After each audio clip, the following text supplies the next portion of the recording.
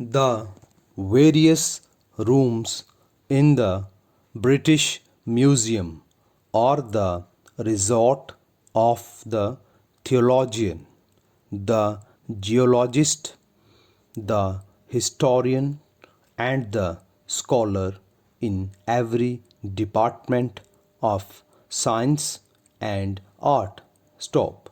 There are to be found relics of the Assyrians, the Babylonians, and other ancient nations long since passed away.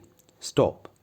Wonderful specimens of beautiful Indian and other Oriental arts and crafts, miscellaneous ornaments, ingeniously carved and showing the most delicate work and the liveliest imagination of the artist are to be seen in the museum.